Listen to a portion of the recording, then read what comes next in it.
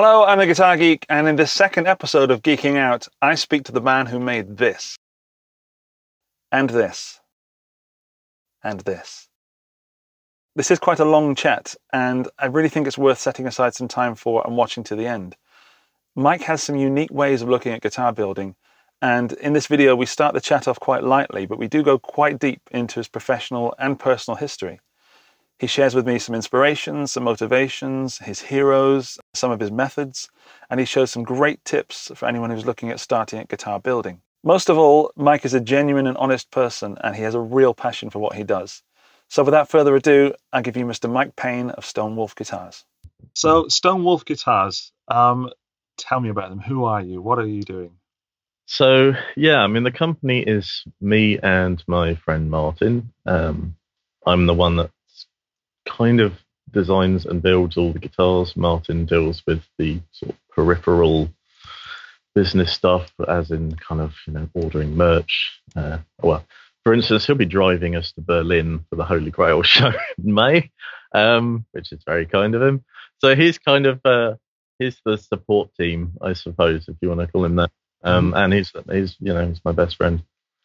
So yeah, it's kind of just us on the books. But yeah, he helps with a lot of things, but it's mainly me that does all the building, all the designing, all the photography, everything to do with the actual guitars is me.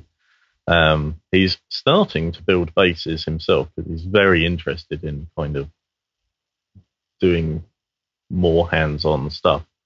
But it's going to be a few years before we add them to the stock, as it were. So unfortunately, he lives miles away from me, so I can't really tutor him. Oh no! So where are you based, Mike?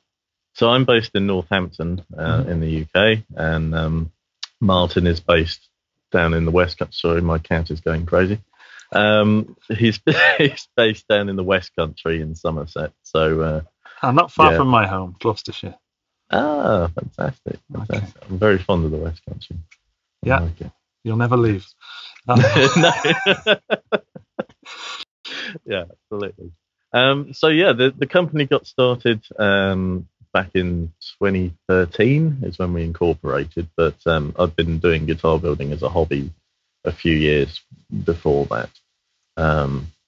But yeah, I've been doing it full time for the last 4 years. Yeah, 4 years. And yeah, I love it. It's dream job, to be honest. It's wonderful. It's so great to meet someone else who is doing their dream job, and yeah. I don't think anyone who works with the guitars is doing it by force. No, well, yeah, probably not. But I mean, it's a difficult profession, and it's a heck of an industry. But well done. It's at this point, even though it is undoubtedly the hardest thing I've ever done in my life, I can't imagine doing anything else anymore. It's become my entire life, which probably not healthy. I can totally understand. Coming from a totally different area of the guitar world, running the YouTube channel is what started off as a hobby has consumed every single second of my being. Yeah. And as a father, that's a very naughty thing to say, but needs must, I suppose. Yeah.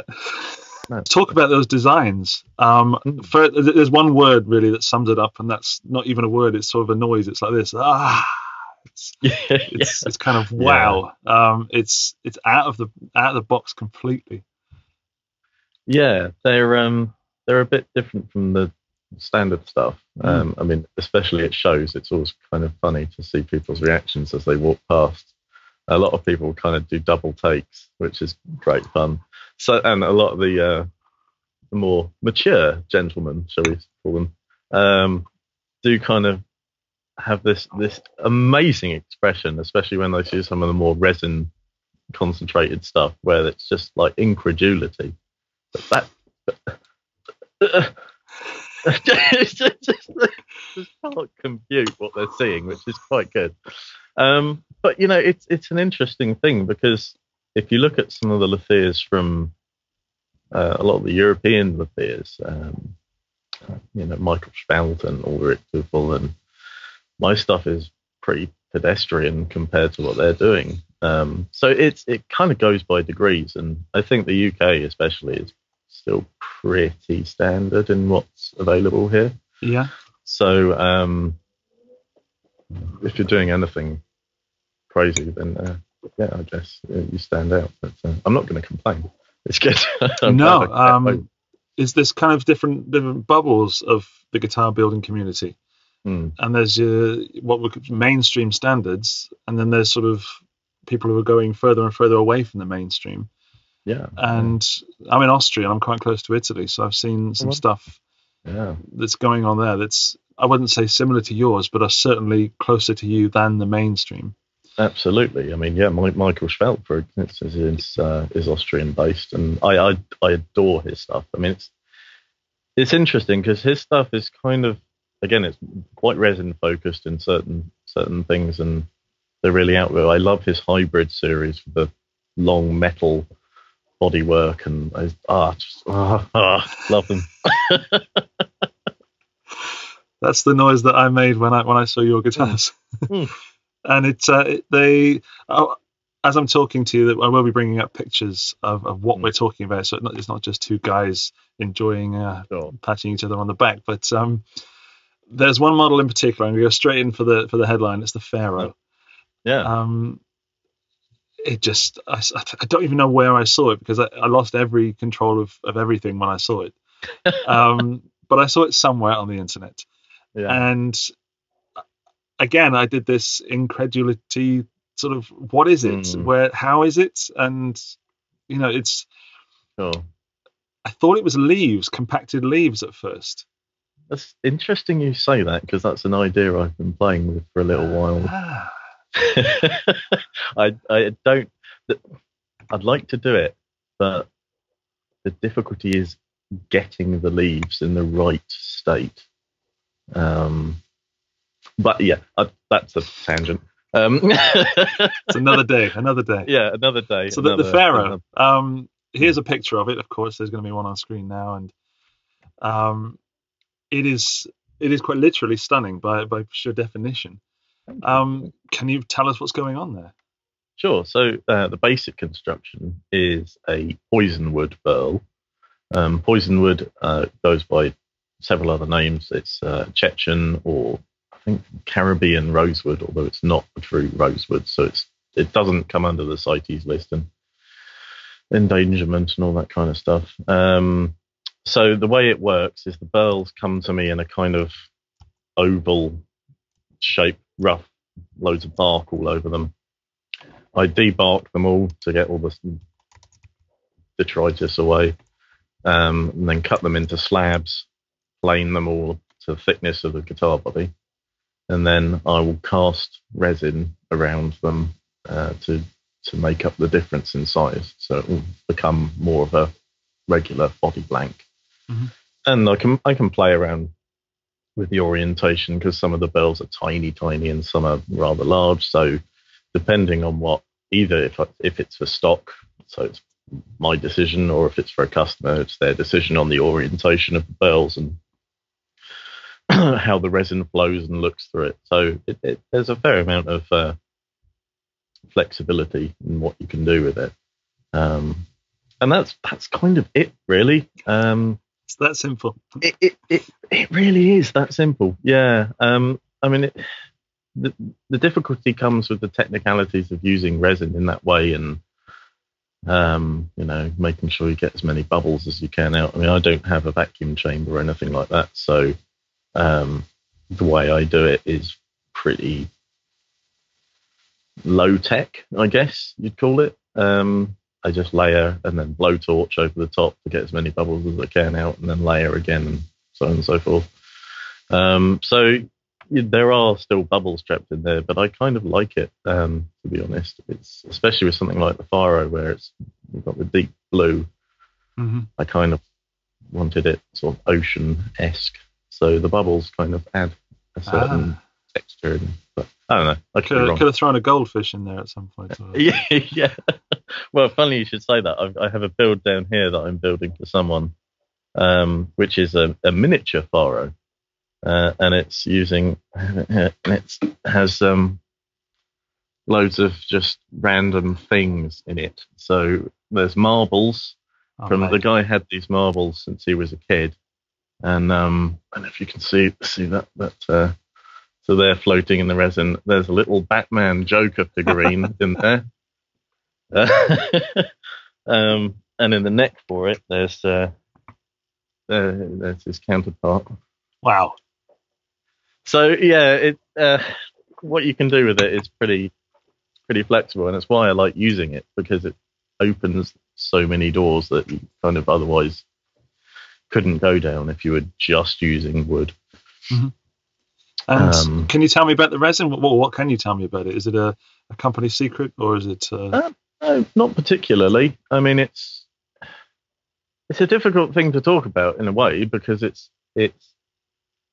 is my USP in that sense. It is kind of what makes my guitars stand out. But on the other hand, it's not something I would deem to patent or anything like that, because I don't feel that's fair, really. Why should I be the only one allowed to do it? So no, the resin is just standard epoxy resin. It's a kind that's specially formulated to remain as clear as possible on deep casts. A lot of the standard epoxy resins the deeper you go, the kind of more yellowy it gets and more murky, I suppose. It's only really supposed to be used for sealing the outside of boats and things like that. So the one I've got is especially for kind of more artistic casting and deeper casting, and that's kind of it, really. There's no special formula. It's pretty standard stuff. The burls, now, they are something special. It's pretty hard to find them. My wood supplier was very, very nervous about selling me one to begin with, because he didn't think I could pull it off. And luckily, after the first resin build was done, I kind of won him over with that, and now he's reserved them all for me, which is quite nice. But yeah, they're very difficult to find. I mean, it took him 30 years to get the burls that he has, and once they're gone, they're gone. I don't really think I'll be getting any more. Yeah, that's kind of why they're at a premium. But so where do they come from? Why are they so rare? Why is this guy the guy that's supplying them?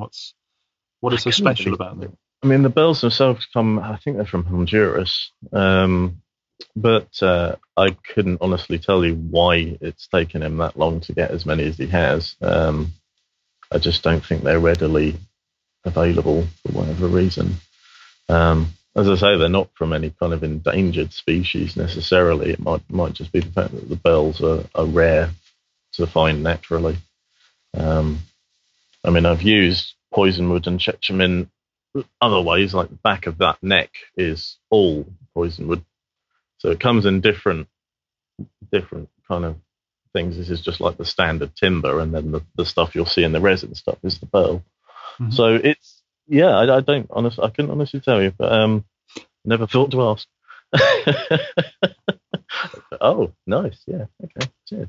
Maybe you get a discount when you find out he's just finding it in his back garden or something. Yeah, could be. I mean, to be perfectly honest, like, although it's nice to have something, I don't know, rare or whatever, any burl will do the job. And there are some. I mean, I've had some apple wood offcuts, and I've got a big English yew trunk that I need to slab up and do things with. So you can kind of use anything, really. You could use driftwood if you wanted to. It'd still have the same sort of effect. It was just, to be perfectly honest, it came down to the fact it's called poisonwood, and I thought that was really cool. That's it. That's the end of the interview. No need to go any further. Yeah, that's. Yeah. But and it looked incredible. I mean, it's some of the most beautiful looking wood I've ever seen. So, to be fair, if you're in the sort of band that is attracted by these style of guitars, then having a guitar made of poison wood is going to make you at least 10% cooler. Yeah, what kind of luthier would I be if I didn't make a guitar out of poison wood? Should have sold it to Poison, really. Yeah, or Alice Cooper. Yeah. Hey-ho. He's in my neck of the woods soon. I'll see if I can put a picture to him. Yeah. What about the CITES? Am I saying that right? You are. Yeah. That was named by my other half. Apparently, it's a region on Mars. She's an astronomer, and so I have it here actually. The Faro is away with another YouTuber actually for a review at the moment. So cool. The CITES was kind of born out of again, this all comes from my wood supplier. He's a nightmare. I walked into his place one day to get some bits and bobs, and he had a very, very short block of Buckeye burl, and he said, "Oh, do you want that?" I said, "All right then." It was fairly tiny, this thing. I mean, you'd use it probably for like pen blanks, knife handle blanks, that kind of stuff. So I took it anyway, because you never know. I mean, I could have laminated up for headstock faceplates or whatever. So, but it was thick enough to get away with for an actual body. So I kind of wanted to think how I could actually get away with using it, and the only way would be to have cut it up into sections and then do something with those sections, and that's what the CITES turned into. Is all of these sections are made from that one tiny block of Buckeye, and just bonded to the central section with resin channels. Twofold kind of payoff was the fact it looks interesting, and it offers some higher customization, because theoretically, if you wanted to, you could swap out all these wing sections for completely different woods. Each one could be a different wood if you wanted it to. It offers loads of kind of mix and match ideas. So yeah, it was, again, most of my guitars are kind of experiments, and that was an experiment. The first one, which was made out of Jara, is over there somewhere. And the way I cast that was completely different to the way I cast the Buckeye one.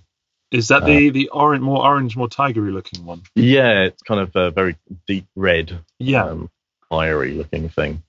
And that the casting on that is different, and I didn't really like how that. I liked how it turned out, but I didn't like how the casting turned out. Okay. So I did a completely different thing for the Buckeye one, and that worked a lot better. So that's like the standard way it's going to be done now. But yeah, just kind of gave you a lot of different customization options. And the Jara one I did before the Buckeye, and that was a purely aesthetical thing. I thought it would be an interesting thing to do. And then the Buckeye one, with the lack of available space with the wood, kind of cemented the idea. So yeah, it's I've already gotten the commission for a similar build, so it's thankfully people have taken to the idea and gotten it, so which is good. Excellent. Congratulations. Thank you. That's good. So I had some questions for you, but we're kind of talking them through as we're going. And an interesting one was that you've covered was, I was going to ask how you handle mistakes and sort of errors, but it seems that your guitars seem to almost grow from not a mistake, but not an ideal situation. Yeah. I mean, I don't tend to overly plan my builds, really. I just kind of go, and what happens is what happens. Which I guess is a kind of silly way to do it, but it's like the only way I can really do it at this point.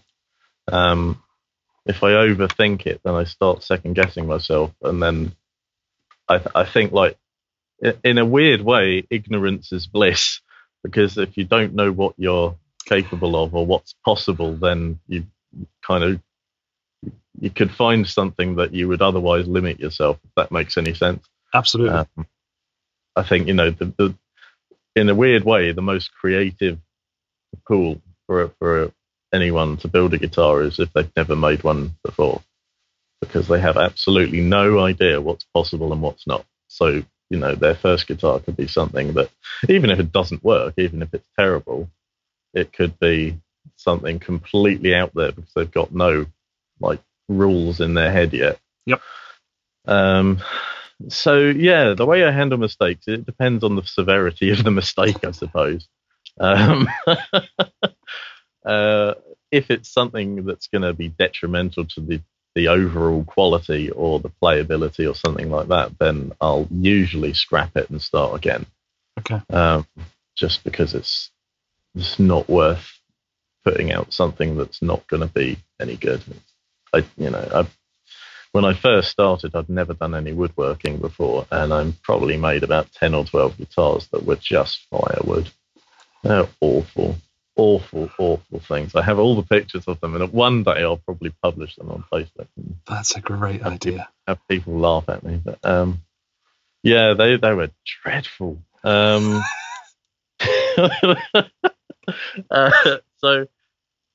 that was a very steep learning curve, and yeah, I just learn as I go. Really, I'm still learning. You never stop learning. But isn't that the most organic way to do things? It's no different to being a musician who learns to write songs, and some of them in the beginning are questionable, to say the least. Absolutely. I mean, it's just the way things are, I think. Yeah. The best thing to do, although it is painful sometimes, is to take your work to someone more experienced and go, like, just kind of give it to me. Tell me what I've done wrong here. Tell me what I've done right, but also tell me what I've done wrong. Sometimes that is very painful. I did it once or twice, and it hurt. Like, it, you know, it gets to the point where you kind of, oh God, you know. But it was also really good, because if you can power through that negativity, you really do learn so much more from negative feedback than you do from positive feedback. Precisely.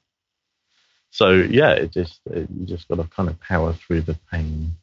That's an extremely brave way to not even to run a business, but to live a life, and that's it's kind of confront the fear, which is something that I've always tried to do in my life, and it gives you an amazing power when you then combat it. Absolutely. It's something I've had to deal with for pretty much all of my life in one way or another. Is confronting unpleasant things. So it's so much better than just listening to only positive. Because you become deaf to your own mistakes, and that's not a good way to progress and evolve. So, which is why doing Holy Grail this year is going to be. Tell us more about Holy Grail for those who don't know it. So, Holy Grail is run by Michael Spalt and his wife Tanya and their myriad helpers. He also runs the EGB, which is the European Guitar Builders Association, which I'm happily a part of. They're a wonderful community. If you are a luthier and you've been running more than, I think, 3 years, I cannot recommend joining them enough. They are a wonderful group of people, and you will learn a hell of a lot. I'll put a link to their website up right now. Yeah, please do. They're just wonderful. So they run the Holy Grail show, which is it's in Berlin at the Estrell Center, and it's not so much a kind of a selling show, if that makes sense. It's not like the Birmingham show, which is kind of a more buy my thing. It's kind of a more of a collection of what people have been doing, and it's more of a collection of talent, I guess, if you want to call it that. It's just for seeing the craft in its various forms, really. So I mean, there a is showcase sort of. absolutely, yeah, that perfect word. And there is, it's publicly open, so if you want to buy something, feel free. But it's not pushed as hard. It's everyone's on a level playing field. You only get one table. Everyone's the same. There's no kind of flashy setups, no flags and waving. It's everyone's on a completely level playing field, no matter what skill level, no matter how long you've been doing it. No bikini girls. No, sadly. So it's it's a wonderful thing to do because you get to see stuff there that you would not see anywhere else. And the stuff on display there just is mind blowing, absolutely mind blowing. So yeah, I'm really excited to go. And there's a symposium that runs for 2 days before the event. It's only open to luthiers, and it's just like lectures about running a business, and various forms of the craft and how to do things by industry experts. And so yeah, from what I've heard, it's an incredibly enriching experience, and I've never heard anyone say, "Oh no, I'll never go again." But everyone that's been has loved it to death. So I'm really looking forward to doing that. And bringing it back to my other point is that I'll be meeting luthiers there that have been in the business 20, 30 years doing incredible things. And part of me is absolutely terrified because, again, it's that, like, please be nice. don't destroy me too much.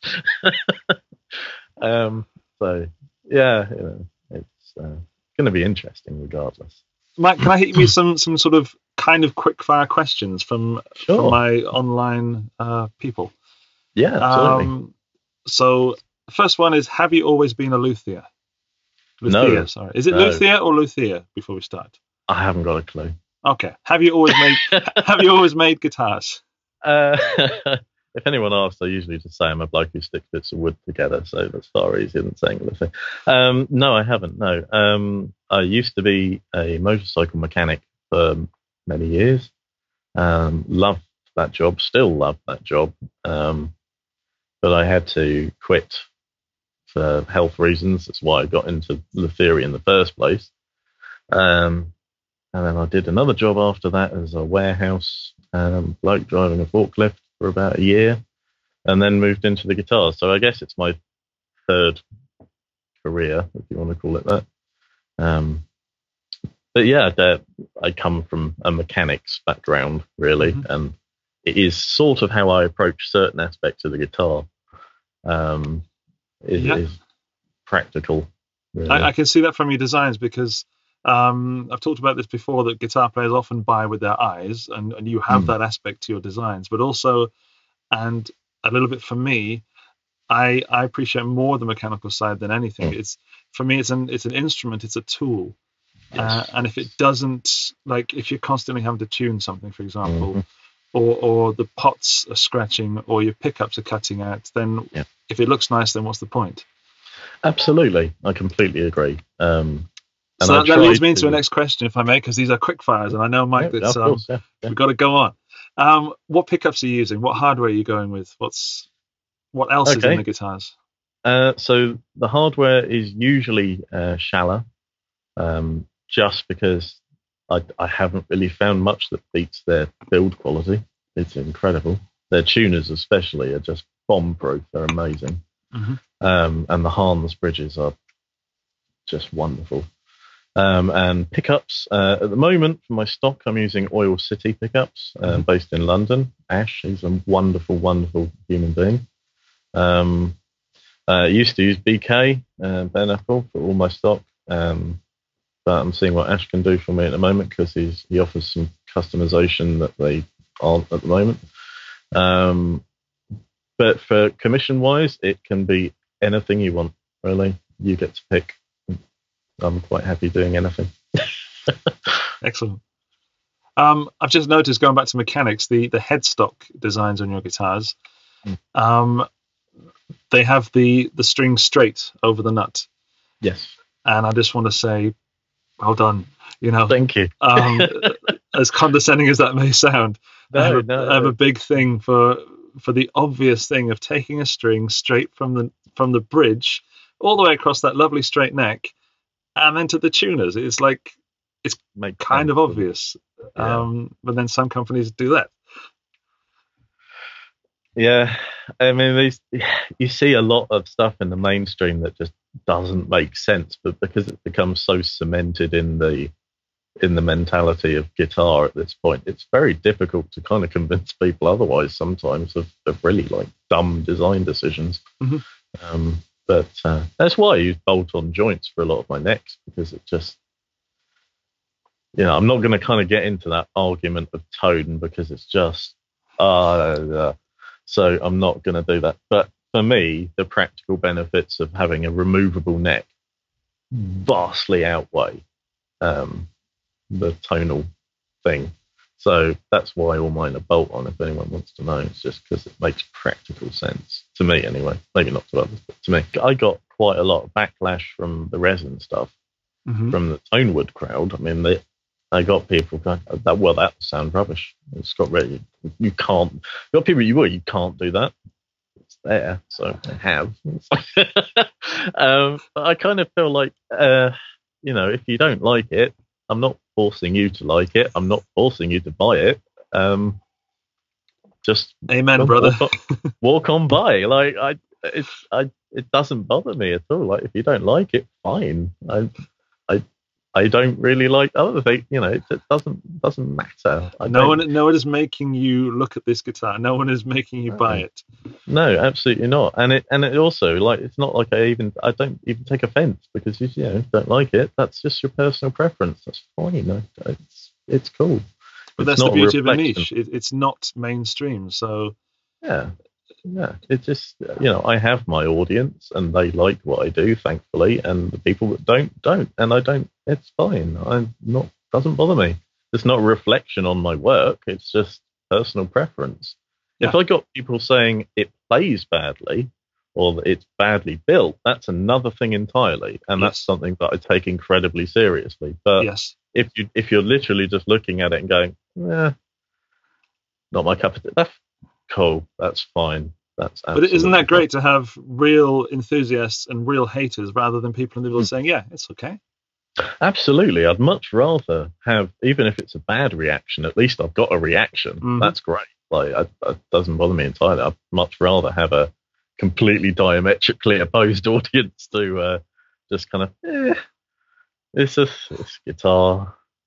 Yeah. Well, I can assure you, your guitars do not elicit that response. Oh, well, that's good. Be it negative or positive, it's not going to go in the middle anywhere. There's no meh with your guitars. Yeah. Good. Okay, so some more questions from the internet.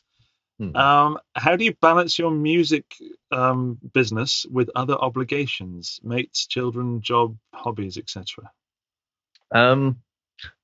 Simply put, I don't have any other obligation. Oh, Mike. I don't have kids. This is my full-time job, and I don't really have friends.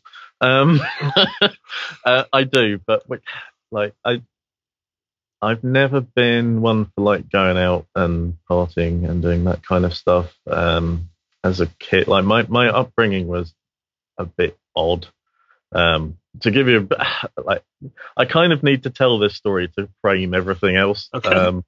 So the reason I got into luthier in the first place is because I had to quit the job because basically I was born with kidney failure, and I've had 2 kidney transplants to this point, and I had to give up the job because my first transplant died of death and I was put on dialysis for 2.5 years.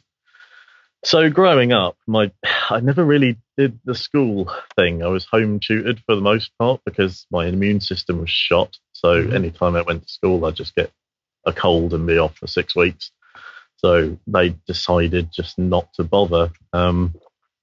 So yeah, through most of my formative years, I didn't really do the social teenage thing. I was pretty much in my bedroom alone with music and a guitar, and that kind of kept me going. So yeah, obligations wise, I really don't have anything. My friends, I'm happy. They're all far away. No one lives where I am at the moment, so I don't, have that. I don't have kids. My other half doesn't want any, which is fine.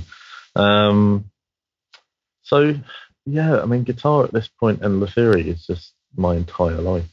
But if I did have, I don't know. I don't know, to be honest. I think you've just got to find a happy balance. I mean, at the moment, I don't have a particularly healthy balance because I work 7 days a week up till midnight, 1 o'clock most evenings. So it's difficult. You've got to do what you've got to do, basically. But at least you're not producing rubbish. It's reflected in what you're doing that you are dedicated. Well, I hope so. I mean, my stuff is probably rubbish to some people, but Good point. Yeah. Okay. Yeah. And may I say that your previous health problems have, to me, made you seem fearless, because how bad can it be? It's kind of, you come across as very positive, maybe because you have seen and experienced things that others have not. So others who are just working 9 to 5s and don't step outside of that safe comfort zone. Yeah, it's a difficult thing, really. I don't, unless you've done it, it's difficult to kind of convey what it's like. But I mean, to my mind, it's normal. It's normal for me because I never knew any different. So it doesn't bother me. I don't feel sort of sad or resentful about it. It just is what it is. So I don't kind of tell the story to, feel sorry for me. It's just, that's the facts, and that's why I'm in the place that I am now. I'm doing what I'm doing, so it's relevant to the timeline. Yeah. But yeah, I mean, I've had to. Yeah, it's not been easy, but it could have been a lot worse. It always could be worse. So I count my blessings of what I do have, and the fact that I can do this. And my other half, bless her heart, she's supported me throughout doing it full time for the last 4 years without a blink of an eye. So I can't complain there. She's been incredible. So lucky man. Indeed, absolutely. But it's nice to talk to the second person in this series that something has happened that made them do what they want to do. It's more of it's not a desire, it's more of a need. You get one life, so live it, and all those T-shirt slogans. Yeah. I mean, they're corny, but it's true. Yeah, I mean, I don't know how long this kidney's going to last. I mean, hopefully a long, long time. It's been coming up to 7 years now. And it's all good. But it could go at any point. That's the downside of kidney stuff, is it's very unpredictable. So yeah, I could wind up back on dialysis next year for all I know. I don't know. Or it could be fine for the next 20 years. But I kind of feel like I've got to push this as hard as possible, because I don't quite know how long I'm going to be able to do it. So it's that's why I push so hard, because it needs to happen. And I need to have something that I can do while, if the worst does happen and I am on dialysis, which for those that don't know, it's a 3-day a week obligation to sit on a machine for 4 hours having your blood filtered, and that wipes you out physically for the rest of the week. So I need something I can do from home, or at least from a nearby workshop, that doesn't knacker me. Why this is very physical, at least I can do it in my own time, and I'm not, I don't have to be at the workshop by 9. And if I need to take a morning off to recover, then I can do that. And I'd like to think I can still work even if I have that going on. So it's important to me that this works, because if it does work, that means I don't have to worry about that anymore, and I can just kind of carry on regardless of what happens, which would be nice. It'd be really cool. So we'll see. So you're a pretty good boss then. I don't know. Yeah, I wouldn't want to be my apprentice. Are you taking on apprentices just in case anyone asks? Do you know what? I'd love to, but at this point, I work out of a shipping container, and wow, I would just be bumping elbows all day, and I can't do that. It's funny, but I haven't taken a wage for myself for the last 4 years. I can't pay anyone else. I got to pay myself for an apprentice. So although I would love one, and at this point, it's kind of, I've had to put in a waiting list because I can only build like 2 or 3 at a time without getting overwhelmed. So an apprentice would be brilliant at this point because it would reduce my waiting list, but it just can't happen at the moment. There's a thing called work experience, internship. I know, but I did work experience, and I've worked for free, and it sucks, and I just don't want to do that to someone. No, I mean, look, if they're really enthusiastic and they just want to learn and really don't care about being paid, then okay, but I wouldn't want to work for someone for free. That's not fair. We all should be paid for our time and efforts, and I don't want to take advantage of anyone, no matter how much they think they'd be okay with it, because there will come a point where you're kind of just not. So, start taking it out of the guitars. Yeah, I just don't want to do that to someone. I'd rather pay them Well, let's hope it goes that way, and we talk sometime in the future, and you've got 2 shipping containers, and that would be good. Yeah, side by side, living the dream. Yeah. So you brought up something about CITES earlier. How does that affect you, or does it affect you? It completely depends on me if it affects me or not, really. If I use CITES listed woods and ship them outside the EU, then yes, it affects me. If I don't, then it doesn't. For my stock, I'm trying my hardest not to use CITES listed stuff for both the practical reasons and the moral reasons. If something's on CITES, then you can kind of take it as read that it probably shouldn't be used. Although the difficult thing with CITES is when a ban comes in, what's then in circulation has been in circulation before that ban.